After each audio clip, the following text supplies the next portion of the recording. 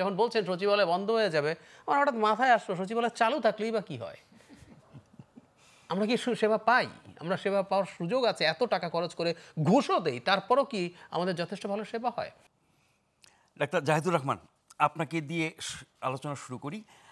এত সব বিক্ষোভ আমরা একটা একটা করে আলোচনা করব। যদি সচিবালয়ের কথা বলি, প্রশাসনের কেন্দ্রবিন্দু, এবং সচিবালয় অচল হলে তো প্রশাসন বা জনপ্রশাসন অচল হয়ে যাবে। যেই দাবিতে আন্দোলনটি তারা করছে এবং আরও যেসব আন্দোলনের ঘোষণা আমরা দেখছি, এটি সরকারকে কতটা অস্থিরতায় বা বেকায়দায় ফেলছে বা সরকারি কাজে বাধা সৃষ্টি করছে, এই আন্দোলন কতটা ন্যায়সঙ্গত, এই আন্দোলনের পেছনে কোনো ইন্ধন আছে কিনা, ষড়যন্ত্র আছে কিনা, এরকম নানান কথা আমরা নানানভাবে শুনছি। বিষয়ভিত্তিক দাবিভিত্তিক আন্দোলন আরও অনেক হয়েছে, সামনে হয়তো হবে, এখন চলছে। সচিবালয় যদি অস্থির হয়, অচল হয়, তার আগে নগর ভবন আমরা অনেক দিন ধরে অচল দেখছি, তাহলে সরকার কিভাবে তার দৈনন্দিন কাজকর্ম করে যাবে, বা এরকম পরিস্থিতি মোকাবেলার ক্ষেত্রে সরকার যা করছে বা বলছে সেটি কি যথেষ্ট? ধন্যবাদ আপনাকে। অনেকগুলো প্রশ্ন এখানে আছে, অনেকগুলো ইন্টারপ্রিটেশনেরও সুযোগ আছে। যেমন ধরুন, এই রিপোর্টেই আমরা জানলাম, আমরা আগে থেকে এটা জেনেছি, মিডিয়াতে এসছে, এটা কোনো নতুন করে আকাশ থেকে পড়া কোনো কিছু না। ৭৯ সালে জিয়াউর রহমানের সময় এই আইনটা হয়েছিল, এবার শিথিল হয়েছে। আমি একটু যোগ করি, যে জিনিসগুলো বলা হয়েছে তার বাইরে আরও কয়েকটা গুরুত্বপূর্ণ জিনিস ছিল। আমার কাছে তো মনে হয় যে এগুলো ইভেন ইনক্লুডেড হওয়া দরকার ছিল, যে আপনার পারফরমেন্স বেস করা, সেটা পরপর ৩ বার, আমি স্মৃতি থেকে বলছি, পারফরমেন্স যদি ঠিকঠাক না হয় তখন আপনার বিরুদ্ধে শাস্তিমূলক ব্যবস্থা নেওয়া যাবে, এরকম নানান কিছু। মানে আমাদের এই যে সরকারি চাকরি, যেটাকে আমরা সংবিধানের ভাষায় প্রজাতন্ত্রের কর্মচারী বলি, যেখানে আমাদের এই কর্মকর্তা বলেও কিছু নাই, আমাদের সচিবও কিন্তু প্রজাতন্ত্রের কর্মচারী, তাদের যে চাকরি পাওয়ার পর এক ধরনের ইনএফিসিয়েন্সি, তাদের স্বেচ্ছাচারিতা, তাদের চাকরির অকল্পনীয় রকম শক্তি, মানে এই যে চাকরিটা আপনি যদি একবার পান এটা যাওয়ার সম্ভাবনা নেই, অলমোস্ট জিরো, এই ধরনের যে একটা পরিস্থিতি আছে, এটা কোনো দিনও একটা ভালো সার্ভিসের জন্য যথেষ্ট না।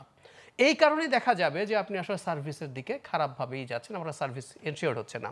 এই প্রজাতন্ত্রের কর্মচারীরা আমাদের ট্যাক্সের টাকায়, আমাদের রাজস্বের টাকায় তাদের বেতন হয়, এবং আমরা নিশ্চয়ই জানি এটা বাংলাদেশের সবচেয়ে বড় খাত হচ্ছে এই এই এই সেক্টর। এটা শুধুমাত্র যারা চাকরি করছেন তারা না, যারা রিজাইন করেছেন তাদের যে অবসরকালীন যেসব পেমেন্ট আছে, সব কিছু মিলে সবচেয়ে বড় খাত এই পরিমাণ খরচ করে। এখন আমরা যদি প্রশ্ন করি আমরা কেমন করছি তাহলে এই বেতন ভাতা খাত বা এই সরকার অপারেট, আমাদের সরকার কি ভালো চলছে? আপনি যখন বলছেন সচিবালয় বন্ধ হয়ে যাবে, আমার হঠাৎ মাথায় আসলো সচিবালয় চালু থাকলেই বা কি হয়?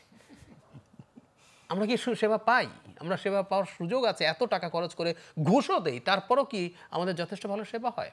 এখন একটু অন্য একটা জায়গায় আসবো, যে এই যে সরকার তো অলরেডি একটা অস্থির অবস্থায় আছে, সেই জায়গায় বসে, কারণ আমরা আরেকটা বড় জায়গায় কিন্তু আন্দোলন হচ্ছে, সেটা হচ্ছে এনবিআরকে যে দুভাগ করা হয়েছে, সেই মুভমেন্ট চলছে, এবং এতে মারাত্মক রাজস্ব ক্ষতি হচ্ছে, প্রতিদিন বিরাট অঙ্কের টাকার ক্ষতি হচ্ছে।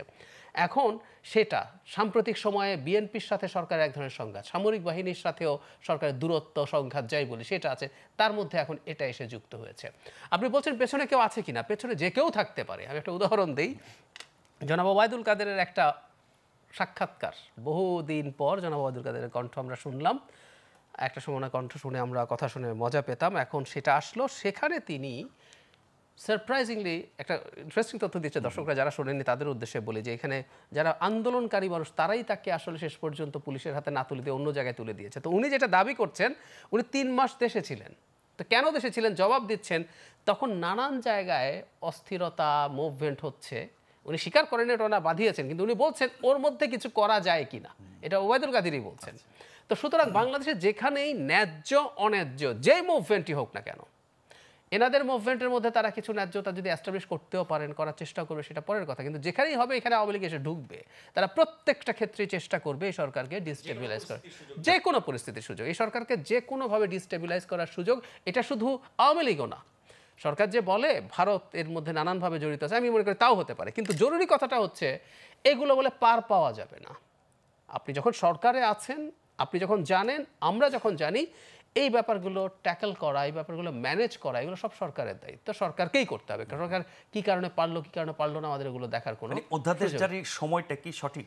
আমি সেটাই বলছি যে এই সময় যখন আপনি এই অস্থিরতার মধ্যে আছেন আর অধ্যাদেশ জারির আগেও যেটা হতে পারতো, আপনি অন্তত কিছু মানুষের সাথে বসে এই কাজটা করতে পারতেন।